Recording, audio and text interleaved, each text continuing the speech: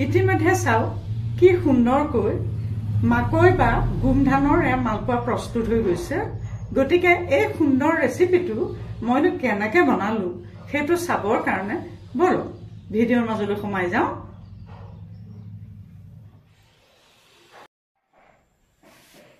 এইটো যে টেষ্টি কিটচেনলৈ স্বাগত জনাই আজি ৰেচিপি বনাবলৈ আহিছোঁ গোমধানৰ বা মাকৈৰ মালপোৱা। এই গোমধান বা মাকৈৰ মালপোৱা বনাবৰ কাৰণে মই কি কৰিছোঁ, এয়া গোমধান এটা আনি লৈছোঁ আৰু এইটো ক্ৰমান্বয়ে কেনেকৈ বনাম সেইটো দেখুৱাবলৈ আগবাঢ়ি গৈছোঁ। আপোনালোকে প্লিজ ছাবস্ক্ৰাইব মাই এইটো যে টেষ্টি কিটচেন আৰু ভিডিঅ'টো পহিলাৰ পৰা শেষলৈকে চাব দেই। এতিয়া মই কি কৰিম, এই গোমধানটো মই এয়া বাকলিবোৰ এনেকৈ গুচাই ল'ম, পাতবোৰ এনেকৈ গুচাই ল'ম।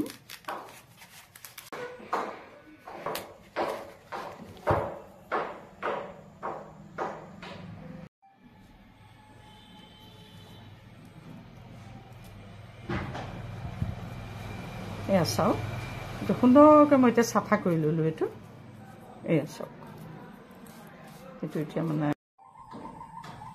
এতিয়া মই এইটো কাটি ল'ম এনেকৈ। এইটো ৰেডিচন এইটো কাটি ল'লোঁ এনেকৈ 3 পিচ কৰিলোঁ আৰু 2 পিচ 3 পিচ কৰিব পাৰে। এইটো কাটি ল'লোঁ, ইয়াত দেখিছে নহয়।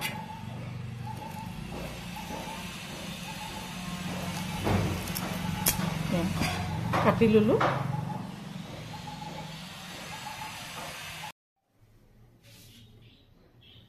এতিয়া গেছটো জ্বলালোঁ আৰু এটা চচপেন পাতি দিলোঁ। চচপেনৰ পৰিৱৰ্তে আপোনালোকে যিকোনো বাচনেই দিব পাৰে। ইয়াতে অলপ ইয়াত পানী দিছোঁ দেই, অলপ পানী দিলোঁ। পেলাই ইয়াতে মাকৈ বা গোমধানৰ টুকুৰাকেইটা ইয়াতে সিজিবৰ কাৰণে মই পেলাই দিলোঁ। এনেকৈ মই 10 মিনিটমান সময় উতলিবলৈ দিওঁ। ইতিমধ্যে চাওক এইখিনি কি সুন্দৰকৈ এয়া সিজি উঠিছে। এয়া দেখিছেনে কি সুন্দৰকৈ উতলি আছে আৰু সিজি উঠিছে। এতিয়া মই গেছটো অফ কৰি দিম আৰু ঠাণ্ডা হোৱাৰ লগে লগে মই এইখিনি গুচাই ল'ম। ঠাণ্ডা হোৱাৰ পিছতে মই এইখিনি এতিয়া কাটি ল'ম আৰু এইখিনি এতিয়া মই গুচাম। আৰু এটা কথা মন কৰিব, এই পানীখিনি পেলাই নিদিব, এই পানীখিনি ব্যৱহাৰ কৰিব পৰা যাব। আৰু এইখিনি মই এতিয়া এনেকৈ গুচাই ল'ম। এনেকৈ দেখিছা নহয়, এনেকৈ এইটো গোটেইটো গুচাই ল'ম। কটাৰী ব্যৱহাৰ কৰিব পাৰে, কটাৰী ব্যৱহাৰ কৰিলে বেছি সহজ হয়। এনেকৈ দেখিছেনে। এইখিনি মই কি কৰিম, মিক্সাৰ গ্ৰাইণ্ডাৰত এইখিনি এতিয়া সুন্দৰকৈ মই পেষ্ট কৰি ল'ম। আৰু যিখিনি পানী সিজোৱা পানীখিনি এইখিনি পেষ্ট কৰাৰ সময়ত পানী অলপমান তাতে দি দিম, তাৰ পানী। এতিয়া বলক, ইতিমধ্যে এইখিনি সুন্দৰকৈ পেষ্ট হৈ গ'ল। এয়া চাওক কি সুন্দৰ কালাৰ হৈছে।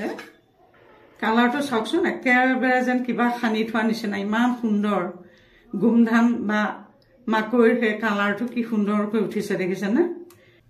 ইয়াতে এয়া এচামুচ মই সৰু হেতাৰে, চামুচ নহয় সৰু হেতাৰে এহেতা মই এয়া আটা দি দিলোঁ। এইটো অপচনেল হয়, আটাটো বেছিকৈও দিব পাৰে কমকৈও দিব পাৰে। আৰু এয়া এচামুচ ঘি দিলোঁ।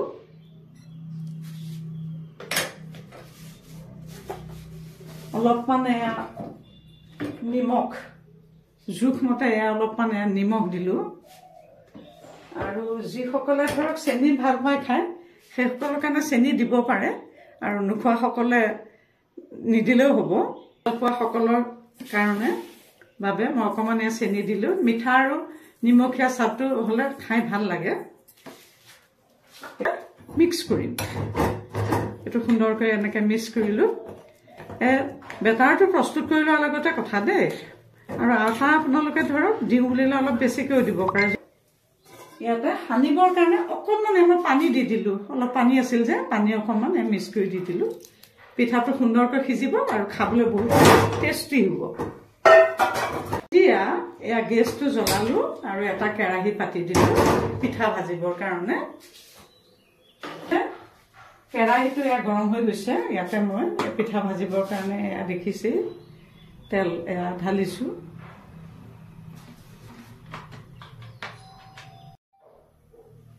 ইতিমধ্যে চাক বেটাৰটো কি সুন্দৰকৈ প্ৰস্তুত হৈছে একদম পুৰা ব্ৰাউন কালাৰ হৈ গৈছে দেখিছানে পুৰা ব্ৰাউন কালাৰ এটো কোনো আৰু তেলটো গৰম হোৱাৰ লগে লগে এতিয়া বেলেগ কাম নাই আৰু এতিয়া তেলটো গৰম হোৱাৰ লগে লগে কেৱল পিঠা দিম আৰু ভাজি গৈ থাকিম আৰু এয়া দিলো এয়া চাও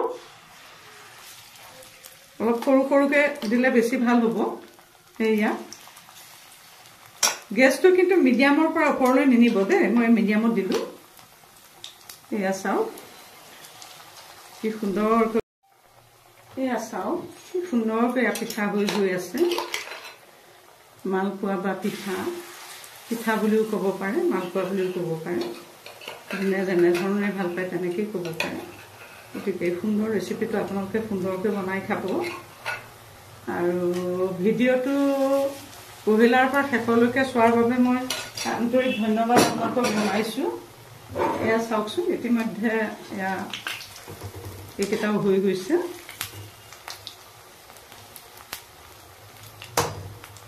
এতিয়া গেছটো অফ কৰিম আৰু এইকেইটা আস্তেকৈ নমাই থম গতিকে এই সুন্দৰ ৰেচিপিটো আপোনালোকেও সুন্দৰকৈ খাব আৰু এটা নতুন ৰেচিপি লৈ প্ৰতিশ্ৰুতিৰে আজিলৈ মই ইমানতে সামৰিলোঁ